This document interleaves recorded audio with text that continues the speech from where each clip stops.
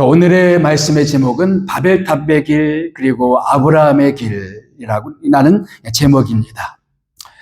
창세기의 역사는 크게 두 부분으로 나눌 수가 있습니다. 창세기 1장부터 11장까지의 역사는 온 인류에 대한 역사입니다. 그리고 12장부터 50장까지 더 연장해서는 창세기 12장부터 구약 말까지 말라기까지는 아브라함의 후손에 대한 이야기입니다. 바벨탑 이야기는 여러분 잘 아시죠? 어떤 일단의 사람들이 지금의 이라크 지역, 예전에는 그것이 바벨론 제국이 있었던 땅이었죠. 그리고 그 이전에는 시날 땅으로 불려졌습니다. 그 땅에 큰 성읍과 탑을 쌓았습니다. 하늘 높이 쌓았어요. 그래서 그들이 하늘까지 닿아보자라는 대단한 야심을 가지고 탑을 쌓기 시작했는데 하나님께서 그 언어를 혼잡게 하였습니다. 이 바벨탑 사건이 없었으면 우리가 지금 이렇게 어렵게 영어를 배울 그런 필요가 없었을지 몰라요. 바벨탑 때 각 언어가 혼잡게 되었다라는 말이 있습니다. 그래서 이런 바벨탑 사건, 그래서 언어가 혼잡게 되고 그리고 탑 건설이 중단되었던 사건, 이 사건은 바벨탑 사건이죠. 온 인류 역사를 마감하는 마지막 사건으로 바벨탑 사건이 창세기 11장에 기록되어 있습니다. 그리고 이제 창세기 12장부터 새로운 역사가 진행되고 있습니다. 그 이전까지는 하나님은 모든 사람들을 상대하는 역사였어요. 그런데 12장부터는 그 모든 인류 가운데 한 표본을 선택합니다. 그리고 한 민족에게, 그리고 한 사람, 그리고 그 후손들, 그래서 한 민족을 중심으로 해서 그 가운데 집중적으로 하나님의 계명, 하나님의 은혜, 하나님의 말씀을 부어줍니다. 그래서 그것을 통해서 온 인류 사람들이 보고 하나님 앞에 돌아오게 하는 것이 하나님의 구속사의 계획이었습니다. 그래서 창세기 12장부터는 온 인류에 대한 이야기라기보다는 아브라함과 그 후손에 대한 이야기로 이렇게 진행이 됩니다. 아브라함이란 사람이 오늘날 하나님께 부르심을 받아서 그래서 정착한 곳이 어디입니까? 가나안 땅, 지금의 팔레스틴 땅이 되는 것이죠. 거기에 정착한 아브라함의 후손의 이야기. 오늘 이야기는 그런 바벨탑 이야기와 아브라함의 이야기. 어떻게 보면 성경 전체를 요약할 수 있는 대표적인 사건들이다라고 볼 수도 있겠지요. 그래서 여러 가지를 보게 되면 오늘 특별히 자세히 읽어보면 바벨탑 이야기와 아브라함 이야기는 의도적으로 서로 비교하고 있다는 사실을 우리가 알 수가 있습니다. 바벨탑을 세우고자 했던 사람들은 쭉 배경을 보게 되면 단지 탑만 세우는 것이 아니라 거대한 제국, 나라를 만들고자 했습니다. 그렇지만 실패했죠. 그런데 하나님이 아브라함에게는 무슨 약속을 주셨습니까? 내가 큰 민족을 이루게 하리라라고 약속을 주십니다. 바벨탑을 쌓은 사람들이 그 탑을 쌓는 그 이유 중에 한 가지는 이렇게 높이 쌓아서 우리 이름을 내자라고 했습니다. 그러나 실패했죠. 근데 하나님은 아브라함에게 약속해 주신 것이 내 이름이 창대하게 되리라라는 약속을 주셨어요. 의도적으로 비교를 하고 있죠. 그래서 내 이름이 떨쳐질 것이다. 크게 이름이 날 것이다 라고 약속을 주십니다. 바벨탑을 쌓은 사람들은 흩어지는 것을 면하고 거기에 그들이 쌓는 그런 탑 그리고 그들이 만드는 그런 나라가 모든 사람들이 안전하게 보호받을 수 있는 장소라고 생각을 했던 것 같습니다. 아마도 홍수 이후이기 때문에 이런 홍수 같은 피해를 다시 보지 않기 위해서 그런 것을 방비할 수 있는 그런 장소를 만들기 위해서 아마 그런 성읍과 바벨탑을 쌓았던 것 같아요. 그렇지만 그것은 실패를 했습니다. 그러나 아브라함에게는 무슨 약속을 주셨습니까? 내가 네게 복을 주겠다. 그리고 세상 모든 민족이 너로 말미암아 복을 얻을 것이다. 바벨탑을 쌓는 사람들은 자기들이 만드는 성을 통해서 그리고 그 탑을 통해 사람들이 복을 얻을 것이라고 생각했지만 그것은 실패했어요. 그러나 아브라함에게는 아브라함에게 복을 주고 그 아브라함을 통해서 세상 모든 민족들이 복을 받을 것이다 라고 약속을 주셨습니다. 아브라함의 후손, 그 단지 이스라엘 민족에게만 국한되지는 않습니다. 마태복음 1장 1절, 신약 성경이 처음 시작되는 마태복음 1장 1절은 어떻게 시작됩니까? 아브라함과 다윗의 자손, 예수님의 이야기라고 이야기하고 있죠. 다시 말하면 예수님은 아브라함의 후손이었습니다. 그리고 예수를 믿는 모든 사람들은 다 아브라함의 후손이에요. 특별히 이것을 강조한 책이 어떤 책이냐? 신약 성경의 갈라디아서 책입니다. 거기 3장을 읽어보면 아브라함의 후손이 누구냐? 우리가 아니냐라고 이야기합니다. 단지 혈통적으로 이스라엘 민족이 아브라함의 후손이 아니라 믿음으로 아브라함의 후손된 예수 그리스도를 믿는 사람들이 진정한 아브라함의 후손이다라고 이야기하고 있습니다. 다시 말하면 창세기 1장부터 11장까지 이야기, 그리고 12장부터 시작되는 아브라함의 이야기, 서로 비교가 되고 있죠. 아브라함 후손의 이야기. 근데 그것은 사실 다름 아닌 우리들의 이야기입니다. 우리들의 이야기는 어떻게 진행될 것인가? 그러면 바벨탑의 이야기와 아브라함의 이야기는 어떻게 다른 것인가? 자, 먼저 바벨탑의 길 함께 나눠보시겠습니다. 우리가 오해하지 말아야 될 거 한 가지가 있습니다. 뭐냐면은 이 바벨탑을 쌓은 사람들이 높이 쌓았으니까 하나님은 사람들이 건물을 높이 짓는 것을 싫어하신다. 그런 해석은 가능하지가 않죠. 근데 실제 저는 그런 설교를 들어봤어요. 그래서 하나님은 아파트를 싫어하신다. 그런 이야기를 한 것을 들어본 적이 있습니다. 여기 이야기의 초점은 하나님이 고층 건물을 싫어하신다, 혹은 큰 성읍들을 싫어하신다, 혹은 이 도시를 싫어하신다, 그런 메시지는 아니에요. 바벨탑 이야기는 사람들이 뭔가를 큰 성읍을 만들고 성을 높이 쌓고 그런 것이 초점이 아니라 그들의 모든 시도 속에 하나님을 배제하고자 하는 의도가 담겼다라는 것입니다. 원래 인류는 하나님을 의지하게끔 그렇게 창조된 존재입니다. 그러나 더 이상 하나님을 의지하지 않고 자기들의 힘으로 뭔가를 시도하기 시작했습니다. 그것을 대표적으로 보여주는 사건이 바로 바벨탑이다라는 거예요. 창세기 12장 11, 잘못됐는데 창세기 11장 3절, 4절 말씀 보게 되면 우리 한글 성경에 자세히 나와 있지 않지만 영어 성경으로 보게 되면 우리를 지칭하는 말이 6번이나 강조되고 있어요. 특별히 우리라는 말이 그들이 하는 그 대화 속에 매우 강조되고 있습니다. 우리가 뭘 하자, 우리를 위해서 뭘 하자, 우리를 위해서 뭔가를 해보자라고 우리 자신을 강조하고 있습니다. 그들의 삶 가운데 하나님을 배제하기 시작했어요. 그것이 바벨탑의 문제였다는 것입니다. 하나님을 의지해야 될 사람들이 하나님을 의지하지 않고 자기 스스로의 힘을 위해서 우리 힘으로 하나님 없이 우리 해볼 수가 있겠다. 우리가 성읍을 만들고 그리고 우리 힘으로 우리 자신을 보호해보고 우리 힘으로 우리가 얼마든지 무엇인가를 만들어 볼 수 있지 않겠느냐라는 것입니다.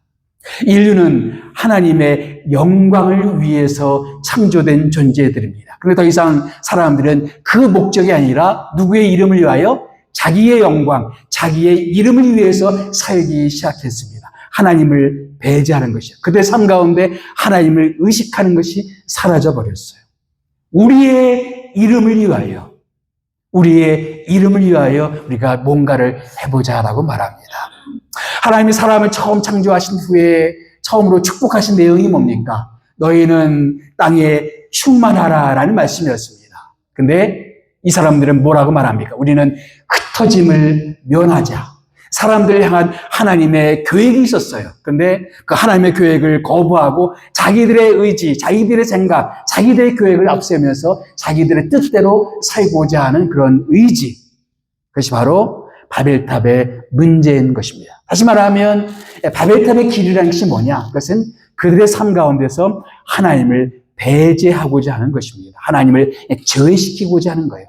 인생을 살아가는데 그 인생 가운데 하나님을 제외시키고 자기들의 힘으로, 자기들의 의지로, 자기들의 목적을 향해서 살아가고자 하는 것이 바로 바벨탑의 길이다라는 것입니다. 우리가 만들자, 우리가 세우자. 우리가 모두 만들고 모두 세워보고 큰 성도 만들어보자. 우리가 얼마든지 우리 자신도 그러할 수가 있다는 것이죠. 하나님을 의지하지 않고 내 힘과 내 경험과 내 모든 것을 의지해서 뭔가를 해보고자 하는 그런 모든 시도들. 바벨탑의 길이라는 것입니다. 인생들은 궁극적으로 하나님의 영광을 위해서 지음받은 사람들입니다. 그래서 그 유명한 웨스트민스터 신앙 고백에 뭐라고 되어 있습니까? 사람이 만들어진 목적이 뭐라 그랬어요? 하나님의 영광을 위하여 사람은 지음받았다. 근데 바벨탑의 사람들은 그것을 거부했습니다. 우리는 하나님이 아니라 우리 자신을 위하여, 우리의 목적을 위해서 우리는 살아가겠다. 하나님은 우리 각자에게 당신의 뜻이 있고 당신의 계획이 있습니다. 사람들은 그것을 거부합니다. 내가 원하는 바가 있어요. 내가 계획하는 바가 있어요. 내 의도대로, 내 뜻대로, 내 목적대로 인생을 살아가고 싶다. 이것은 비단 바벨탑을 세웠던 그 사람들뿐만 아니라 우리들 역시도 그 길을 걸어갈 수가 있다라는 것입니다. 다시 말하면 우리 인생 가운데 하나님을 제외시키는 삶을 살아갈 수가 있다라는 것입니다. 우리는 어떠한가요? 혹시 그러하지 않은가요? 열심히 사는 것은 좋아요. 근데 그 삶 가운데 하나님이 빠져 있지 않느냐. 하나님을 제외시켜 놓고 건설하는 모든 것들, 우리의 가정, 우리의 인생, 하나님 없이 우리가 세우고자 하는 모든 것들은 우리의 바벨탑이 될 수가 있다라는 것입니다. 결국은 하나님이 흩어버릴 수밖에 없는 것, 하나님이 중단시켜버릴 수밖에 없는 것, 아무리 높이 쌓는다 할지라도, 대단한 것을 만든다 할지라도 그것은 망가질 수밖에 없는 인생이다라는 것입니다. 이 사람들은 자신만만했죠. 그래서 심지어 어디까지 높여보자? 그 꼭대기가 어디까지? 하늘에 닿게 해보자라고 자신만만했어요. 왜 이 사람들이 이렇게 자신만만했을까? 첫째는 그 당시에 강력한 인물 한 사람이 등장했습니다. 원래 창세기 11장은 10장부터 연이어서 읽어 나가야 됩니다. 10장부터 쭉 읽어 나가다 보면 수많은 사람들의 이름이 나오는데 그 중에 한 인물, 니므롯이라는 한 사람의 이름이 나옵니다. 니므롯. 이 사람에 대해서 성경은 어떻게 이야기하고 있느냐? 우리 같이 한번 읽어봅시다. 시작. 구스가 또 니므롯을 낳았으니 그는 세상의 첫 용사요. 그는 여호와 앞에 용감한 사냥꾼이 되었으므로 세상을 쥐락펴락할 수 있는 첫 용사였다. 그리고 여호와 앞에서 용감한 사냥꾼이다. 여기 사냥꾼은 그냥 짐승을 잡는 사냥꾼을 의미할 수도 있지만 사람들의 마음을 사로잡는 인물이었다. 그런 뜻이라고 성경학자들은 이야기합니다. 다시 말하면 사람들의 마음을 휘잡아서 뭔가를 대단한 일을 할 수 있는 인물. 이 사람은 큰 나라를 세웠던 인물이었습니다. 10장 10절부터 12절까지 보면은 그의 나라는, 그쵸? 그는 나라를 건설했던 인물이었어요. 한 나라를 건설하는데 지금으로 따지면 대단한 나라를 그는 건설했습니다. 아주 고대. 그리고 우리 역사 기록에도 잘 나타나지 않은 그 고대에 매우 큰 나라를 건설했습니다. 여기 시날 땅이 나오죠. 시날 땅. 바로 바벨탑이 세워졌던 그 땅입니다. 그리고 훗날에 바벨론 제국이 세워졌던 땅이 바로 시날 땅과 그 인근 지역이에요. 다시 말하면 바벨론 제국의 본거지가 바로 시날 땅이었고 그 인근 지역이었습니다. 또 뒤를 보니까 어느 땅이 나와요? 니느웨. 니느웨는 어디냐면은 아수르 제국의 수도가 되는, 훗날에 아수르 제국의 수도가 되는 그 땅이 바로 니느웨입니다. 그러니까 바벨론 제국과 아수르 제국을 통합할 만한 그런 고대의 그 이전에 그런 거대한 나라를 만들었던 사람이 바로 니므롯이었다. 그런데 그 나라의 시작은 어디에서 시작되느냐? 바로 11장 2절에 사람들이 점점 옮겨가요. 그 동방으로 옮겨가다가 어느 땅을 만나요? 시날 땅을 만나서 거기서 나라를 건설하기 시작한 겁니다. 바로 니므롯이 세운 거대한 나라, 그것은 바로 시날 땅에서 세워진 것입니다. 우리 흔히 11장에는 우리는 바벨 탑만 기억하기 쉬운데 사실은 탑이 중심은 아니었어요. 바로 니므롯이 세웠던 거대한 나라, 거대한 성읍. 그래서 오늘 말씀도 가만히 읽어보면은 그 성읍과 탑 이렇게 되어 있어요. 그러니까 탑만 이야기하지 않고 그 성읍과 탑에 대해서 이야기하고 있습니다. 그래서 거대한 나라를 만들어가기 시작했다는 것이죠. 대단한 인물. 정말로 우리에게는 잘 알려지지 않지만 아주 고대 시대에 매우 유명한 한 영웅이 등장했던 것이죠. 그리고 그 사람을 따라가다 보면 뭔가 그 사람이 우리에게 희망을 줄 것 같은 그런 생각들 때문에 사람들은 우리 높이 한번 쌓아보자. 그래서 그 인물을 중심으로 해서 거대한 나라를 만들어가기 시작했던 것 같습니다. 종종 역사를 보게 되면 그렇게 희망을 주는 어떤 인물들이 등장하곤 합니다. 알렉산더나 칭기스칸이나 그런 인물들이 등장해서 사람들을 규합하고 거대한 나라들을 만들곤 했습니다. 사람들은 그래서 그들에게 열광을 했죠. 히틀러가 처음 등장했을 때도 독일 국민들이 얼마나 그에게 열광했는지 몰라요. 요즘은 나라들도 이제 각 때가 되면 정기적으로 선거를 통해서 새로운 수상이나 새로운 대통령을 뽑죠. 그리고 그 새로운 지도자에게 열광하기도 합니다. 때로는 종교 지도자들에게 열광하기도 합니다. 어떤 사람들은 정강훈 씨에게 열광하고 어떤 사람들은 특정 인물들에 열광하기도 합니다. 그러나 여러분, 바벨탑이 무너졌듯이 어떤 인물에 기대고 어떤 인물에 열광하는 것은 결국에는 그것이 실망으로 끝날 수밖에 없다는 것을 바벨탑 사건이 우리에게 보여주고 있습니다. 그러나 한때 대단한 나라를 만들긴 했어요. 그러나 그것은 허무한 결말로 끝나버립니다. 때로 어떤 목사님들이 한국 교계에 등불처럼 그렇게 등장하곤 합니다. 그 사람들이 그런 목사님들에게 열광하고 많은 인기를 얻곤 하지요. 최근 한국 교계에 비교적 존경받았던 어떤 목사님이 은퇴하면서 40억을 요구했기 때문에 큰 그런 소란이 한국 교계에 있습니다.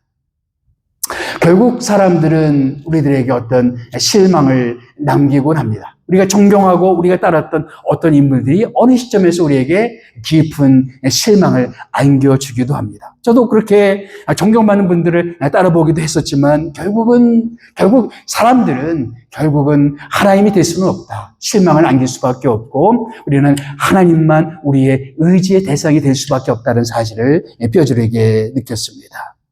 사람은 결코 우리의 신뢰의 대상, 희망의 대상은 될 수가 없습니다.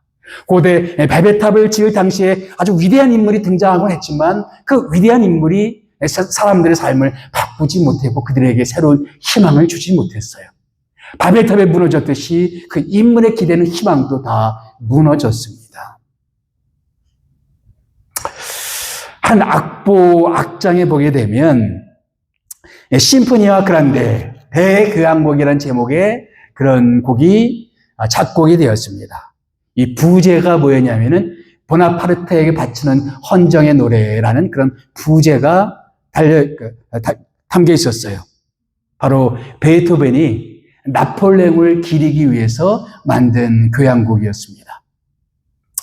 이 프랑스 대혁명이 지난 후에 베토벤은 나폴레옹에게 기대했어요. 바로 구시대를 청산하고 새로운 시대를 가져올 것이라고 기대를 했습니다. 그런데 결국 나폴레옹은 자기가 황제의 자리에 자기가 대관식을 치르죠. 그 소식을 들은 베토벤이 그 페노로 보나파르트에게 바치는 그런 노래 부분을 막 긋기 시작했어요. 그래서 여기 찢어진 베토벤의 악보, 바로 보나파르트를 지운 흔적입니다. 그리고 그 이름을 바꿨죠. 그 이름을 심포니아 에로이카, 영웅 교향곡으로 이름을 바꿨죠. 우리에게 베토벤 교향곡 3번으로 알려지는 영웅 교향곡은 그런 배경이 있습니다.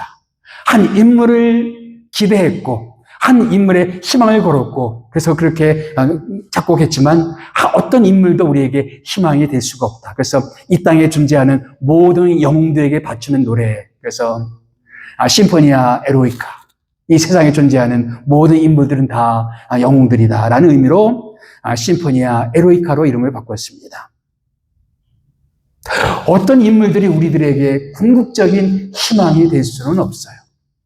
정치 지도자도 마찬가지고, 종교 지도자도 마찬가지고, 어떤 목사님도 마찬가지고, 어떤 인물들도 마찬가지입니다. 우리가 의지할 대상은 하나님밖에 없다. 이것을 리얼하게 보여주는 한 대목이 바로 구약의 바벨탑 사건입니다. 이 사람들 바벨탑을 쌓으면서 자신만만했던 또 한 가지 이유가 있었다면 그 당시에 신기술이 있었어요. 신기술. 자, 11장 3절, 4절 말씀 다 같이 한번 읽어볼까요? 시작. 서로 말하되 자 벽돌을 만들어 견고히 굽자 하고 벽돌로 돌을 대신하며 역청으로 진흙을 대신하고 또 말하되 자 성읍과 탑을 건설하여 그 탑 꼭대기를 하늘에 닿게 하여. 그 전까지의 건축은 대개 돌을 쌓거나 그리고 벽돌을 만들어서 햇볕에 말려서 그래서 벽돌 위에다가 그래서 진흙으로 그 사이를 메꾸어서 만드는 건축 양식이었습니다. 그래서 성을 쌓고 그리고 집을 만들 수 있었지만 대규모의 큰 성들을 만들 수가 없었어요. 그러나 여기 보면은 벽돌을 어떻게 해요? 견고히 굽자. 예. 그래서 벽돌을 굽는 기술이 발전이 되었습니다. 그래서 그 이후로는 거대 건축물이 가능하게 되었어요. 그래서 건축사에서 굽는 벽돌 기술은 건축사를 바꾼 중요한 사건입니다. 근데 바벨탑 시대에 바로 그 기술이 이미 도입이 되었어요. 그래서 이렇게 하면 우리는 하늘 높이까지, 하늘에까지 우리는 성을 쌓을 수가 있다라고 그렇게 사람들은 생각했던 것입니다. 그 역청으로 진흙을 대신한, 그전에는 진흙으로 사이를 메꿔줬어요. 그런데 중동의 역청, 바로 아스팔트의 원재료가 되는 그 역청으로, 그래서 역청을 끓여서 건물 사이를 메꾸는 방식이 개발이 되었어요. 그래서 견고한 성들과 견고한 그런 집들을 만들 수 있는 신기술이 개발이 되었던 것입니다. 사람들은 어떤 신기술이 발전이 되거나 발명이 되면 많은 희망을 걷습니다. 새로운 기술이, 새로운 문명이, 새로운 과학 문명이 우리에게 새로운 삶을 가져다 줄 것처럼 그렇게 희망을 겁니다. 지금도 우리가 AI 시대를 맞이하면서 AI 시대가 바꿀 수 있는 수많은 것들을 우리는 예상하기도 하고 점쳐보기도 하고 많은 것을 바꿀 수 있을 것이다라고 생각합니다. 저는 많은 것을 가져올 수 있다고 생각해요. 많은 변화를 가져올 거라고 분명히 예상을 합니다. 그럼에도 불구하고 그것이 줄 수 있는 것은 한계가 있을 수밖에 없습니다. 사람들은 하나님을 높이 쌓아보자고 했지만 결국 그것은 한계가 있을 수밖에 없었어요. 창세기 11장 5절 말씀 보면 참 재미있어요. 한번 읽어볼까요? 11장 5절 말씀 다 같이 시작. 여호와께서 사람들이 건설하는 그 성읍과 탑을 보려고 내려오셨더라. 사람들은 그 꼭대기가 어디까지 닿자고 했어요? 하늘까지 닿자고 했어요. 그런데 하나님께서는 사람들이 만든 그 높은 탑을 보시기 위해서는 하늘에 계시면 안 됐어요. 내려오셔야만 겨우 볼 수가 있었어요. 사람들은 대단하게 큰 성을 쌓아보자고 했지만 하나님 보시기에는 그 성을 보려면 어떻게 해요? 내려오시지 않으면 그 탑을 볼 수가 없어요. 인간이 대단하게 여기는 그 많은 것들도 하나님 보시기에는 뭐예요? 아무것도 아니라는 거예요. 지금 우리가 가지고 있는 수많은 신기술과 과학과 지식과 수많은 것들, 사람들은 거기에 대단히 열광하고 그것이 무언가 많은 것을 바꿀 것처럼 생각하지만 하나님 보시기에 그것은 아무것도 아니에요. 하나님이 하늘에서 내려오셔야 됐듯이 하나님 보시기에 그것은 아무것도 아니다. 그것이 가져다 줄 수 있는 것은 아무것도 아니고 그것은 결코 하나님을 대신할 수 있는 것이 아니다라는 사실을 바벨탑 사건이 우리에게 보여주고 있습니다. 사람들이 뭔가 조그만 지식만 있어도 마치 하나님은 없어도 되는 것처럼 생각하곤 합니다. 계몽주의 시대에 사람들의 그 이성의 시대를 맞이하면서부터 우리는 이제 미몽에서 깨어나자. 우리는 이제 성인의 시대가 되었다. 어덜트 에이지. 어린아이 시절에는 뭔가 누군가를 의지해야 되기 때문에 신이 필요했고, 그 사람들은 신을 의지했고 종교가 있었지만 지금은 이성의 시대다. 더 이상 종교는 필요 없다. 예. 그래서 우리는 하나님을 의지하는 것이 아니라 우리의 능력과 우리의 의성으로 얼마든지 낙원을 만들어 갈 수가 있다. 그래서 신은 죽었다라고 주장했던 사람도 있죠. 예. 신은 죽었다. 더 이상 신은 필요 없다. 하나님은 더 이상 필요 없다. 우리의 능력과 우리의 이성으로 충분히 우리는 잘 살아갈 수가 있다. 그럴 뿐이겠습니까? 우리들도 우리 손에 조그만 뭔가가 있으면 이제 하나님은 필요 없는 것처럼 굴 때가 참 많죠. 우리 은행 잔고에 돈이 좀 쌓이면은, 혹은 우리가 좀 사람들이 알아주는 뭔가 그런 사람이 되면은 마치 하나님은 더 이상 필요 없는 것처럼 굴 때가 참 많습니다. 고생하다가 이제 좀 살만해요. 그러면 더 이상 하나님은 필요 없는 것처럼 그렇게 굴 때가 참 많죠. 바벨탑의 그 길, 한마디로 말하자면 그것은 하나님을 배제시킨 삶입니다. 더 이상 하나님이 필요 없는 것처럼 생각하는 그런 삶이라는 것이죠. 그러나 자신만만하게 여겼던 바벨탑이 무너졌듯이 하나님 없이 건설하는 우리의 인생, 우리의 가정, 우리의 모든 것들은 하나님 앞에서 무너질 수밖에 없는 건축물이다라는 거예요. 반면에 아브라함의 길, 사뭇 다른 길이죠. 바벨탑을 쌓았던 사람들과 사뭇 다른 길을 걷게 됩니다. 재미있는 것은 뭐냐면은 아브라함이 나온 곳이 어디예요? 갈대아 우르죠. 근데 우르가 어디에 있느냐? 바로 바벨탑에 세워졌던 시날 땅 근처에 있던 도시가 바로 우르였습니다. 바로 그 바벨론 제국의 그 본거지가 되었던 시날 땅에서 사람들 거기서 높은 탑을 쌓았고, 어떤 사람은 거기서 부르심을 받아서 새로운 길을 걷게 됩니다. 어떤 사람들은 하나님의 필요 없다. 우리는 우리 힘으로 얼마든지 잘 살아갈 수 있다고 해서 뭔가를 만들죠. 어떤 사람들은 그것이 아니라 하나님의 부르시는 그 길을 따라서 길을 움직이는 사람이 있었습니다. 바로 아브라함이 그러한 사람이죠. 아브라함이 처음부터 대단한 사람은 아니었습니다. 여호수아서 말씀 보면은 아브라함은 바로 원래는 어떤 사람이었냐면은 우상을 섬기던, 다른 신을 섬기던 사람이었습니다. 아브라함의 아버지 데라, 아브라함의 아내 사레, 원래 이름이 사레였죠. 이런 이름들은 달 숭배와 관련이 있는 그런 이름들이었습니다. 그래서 아마도 달을 숭배하던 사람이 아니었을까 사람들은 생각을 합니다. 하나님을 섬기던 사람이 아니었어요. 그냥 우상 숭배자였어요.